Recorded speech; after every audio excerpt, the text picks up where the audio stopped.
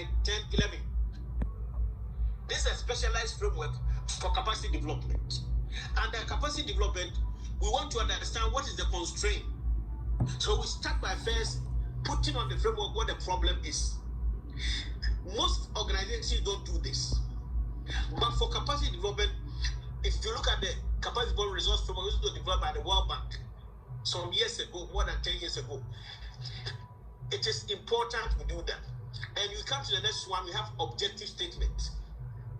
Then in there we have activities, we have output, we have reach. Before we go to outcomes, then outcome indicators. So if you look carefully, there's slight difference in the way it's structured. So this is what he was talking about, the results measurement framework. But the logic is the same. The logic is the same.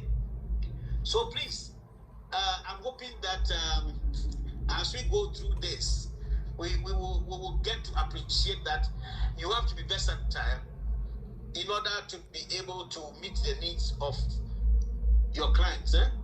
Because we want to build you to a point where you are diverse.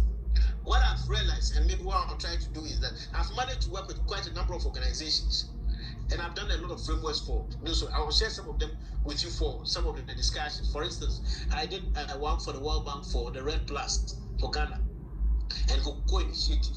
Even between the Red Plus and Cocoa Initiative, there's slight difference. Say, please, your hand is up.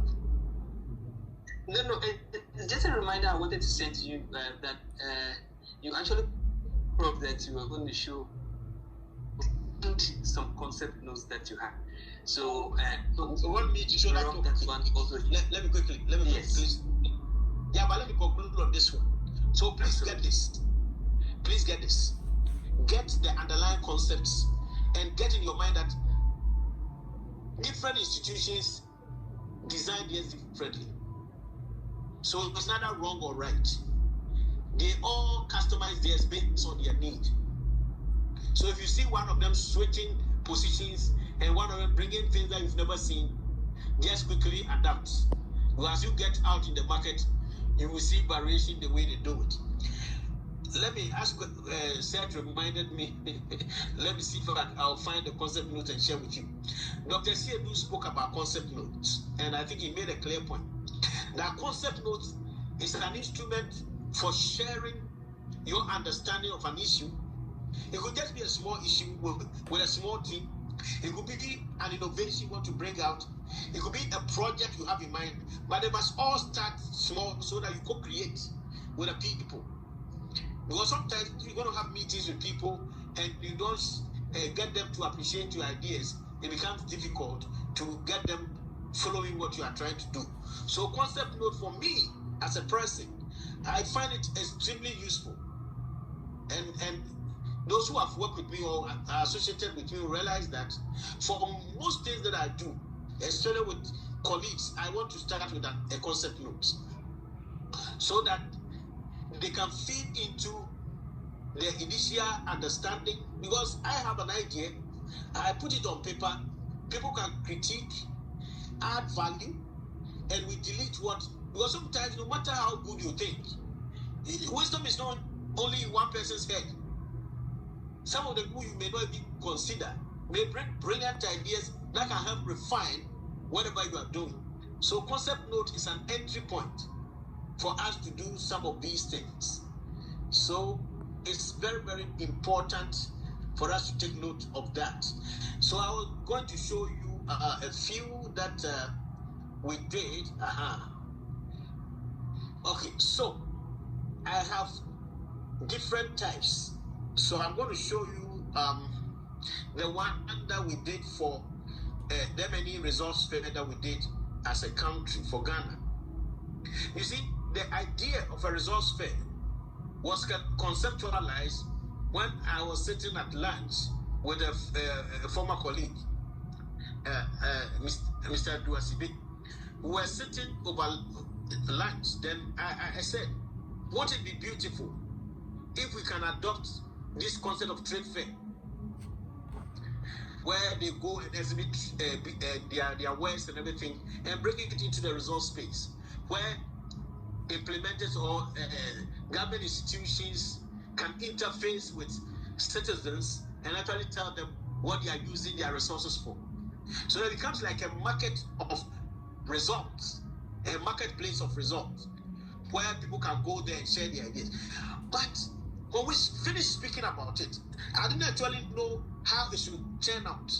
So I needed to go and put that into a more elaborate format. So what is it? What exactly is the resource fair that you are talking about? And what do you expect from it? Then you talk about how is it going to be done? Who will be involved? Possibly when do you want to do it, and what resources would you require? So, for the resource fair that we did in Ghana, we had a clear concept note that after the discussion was shared with colleagues in the office for everybody to input. So, a short background. This one, it didn't need a much background because it was done within the period that NPP was in power. We tried to look at it in the context of what the government is doing, and we focus on what the government seeks to achieve in terms of the high priorities or government flagships. But let me read the purpose. And remember, we are leveraging resources from a World Bank project. So we needed to anchor the idea of the World Bank project. So we had the background or the introduction, then we had the purpose or the objective of the intervention or the activity we want to do. Then, under the broad objective, I needed to break it down. Because if you say that there's going to be a space for people to engage, what does that mean? So I had 5 key areas that I said, okay, this is the specific things that we want to achieve.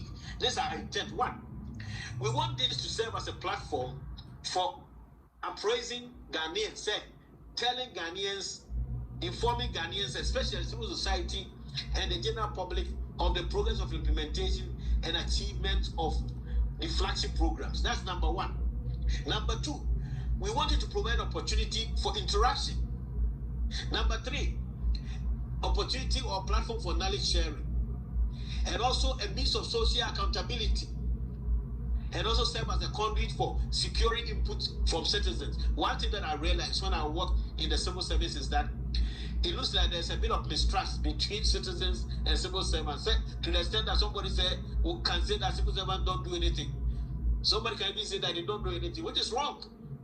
So we wanted to bring the gap. So the concept note is to articulate what you seek to achieve is an intent, and then how. In this one, we have to define the scope. What is going to be the scope, and how are we going to implement it? So the implementation modality.